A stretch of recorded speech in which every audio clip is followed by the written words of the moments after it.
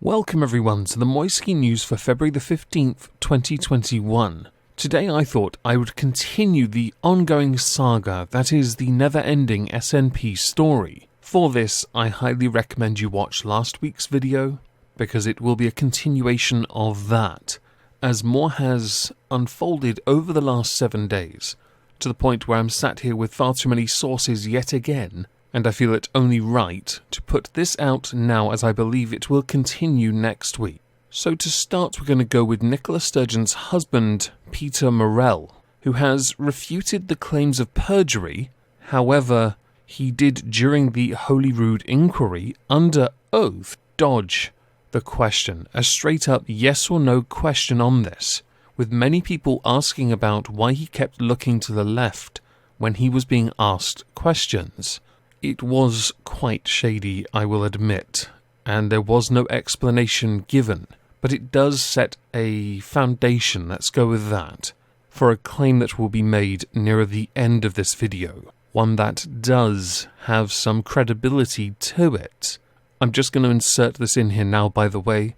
Willfully making a false statement under oath is punishable with 5 years in prison. While I'm not sure if he did or did not perjure himself in the courtroom, he was providing answers equal to that of what Nicola Sturgeon was doing, simply saying, "I just don't remember, fam," but in a Scottish accent, which doesn't float or fly when it comes to any meetings that take place, and is almost very counter to the typical politician evasion answers. It is a form of evasion, I will concede, but it's very different because usually they have an excuse. In this particular context, Peter Morell and Nicola Sturgeon seem utterly clueless, almost like they've been caught with their trousers down. One of the committee members, Murdo Fraser, has accused the SNP chief executive of giving false and untruthful statements. This has led to people in turn believing that Peter Morell needs to resign his position, because there's no version of this where the optics will do them any favours, and they have a hate speech agenda to push. It's a bit difficult to push a absolute let's curtail free speech policy if you're busy fighting on something else that you're refusing to engage fully with. And when you are, you're being accused of perjuring yourself, because people have noticed early in discrepancies, quite significant discrepancies. Earlier in the week, there was another issue, and that was that Alex Salmond was set to quit the Holyrood Inquiry because members of the Scottish Parliament had refused to publish a 21-page submission in which Alex Salmond accuses Nicola Sturgeon of misleading Parliament and breaking the ministerial code.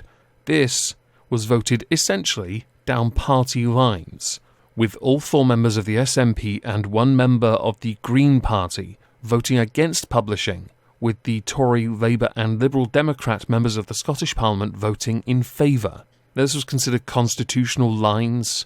It is interesting also to mention, though, there is a court order in place that prevents this from being published as well, which we will get to in a moment. Because it is worth pointing out now, the Scottish Conservatives had suggested a compromise, where information, certain key information, was redacted.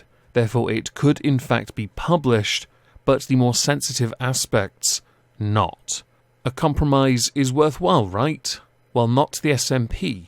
No, they just said no fam, because even in a process where they are under intense scrutiny, they just unify, stick together, even if it's not in their party's best interests, because they know best, yo. Somewhat interestingly, Nicola Sturgeon had suggested that the Scottish Parliament could use its powers to ensure Alex Salmond gives evidence after Holyrood had declined to publish his submissions, I assume with a magic wand up his bottom. There is a theme here. If anyone's noticed it, great. If you haven't, the word is undemocratic. You're going to notice this more and more as we go through it. You'll understand why as we get nearer to the end. So with there being a court order and the Scottish Government in place, utterly against publishing this, The Spectator, a UK tabloid, which is run by Andrew Neil, had actually won a legal action that could in fact clear the way for Alex Salmond to give evidence into the botched government inquiry into allegations of sexual misconduct against him. Lady Dorian, a senior Scottish judge, has agreed to amend a court order she imposed on what could be reported about. And guess what it does? It does essentially what the Scottish Tories had suggested: light redactions. So far the SNP have been very much unwilling to engage when it comes to evidence, and when they have been accused of perjury or just not giving anything at all, which is astonishing really. The crux of the problem is neither Nicola Sturgeon or her husband can remember Alex Salmond going to her home in an official capacity or non-official capacity. They can't seem to remember the dates. They can't seem to remember anything about it, which is quite the coinky-dink. This has led to an article that took my fancy by The Scotsman, simply titled, "Alex Salmond Inquiry Shows Nicola Sturgeon's Government is No Longer Subject to Democratic Checks and Balances." And in truth, while an opinion piece, it does a very good job proving the point that this inquiry shows how utterly out of touch with following procedure the SNP are. They can accuse others of being unprofessional. They can attack the Tory government of the UK for not giving them what they need, want, crave and desire. Membership to the EU, by the way.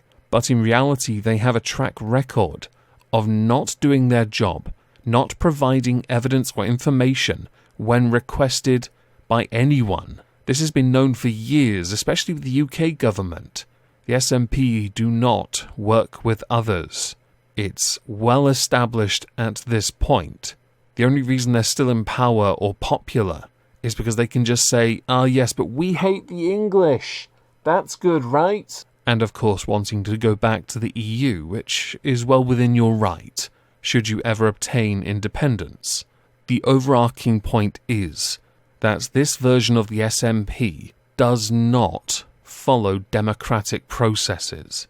It does not subject itself to democratic checks. It does not work with, and when it's supposed to work with, it instead seeks to insulate an echo chamber. Rather than do what is right, they would do what is best for them, which I can fully respect, but I'm still going to call you massive spanners for it. With this, I'd like to know what everyone thinks, so please do let me know in the comments down below.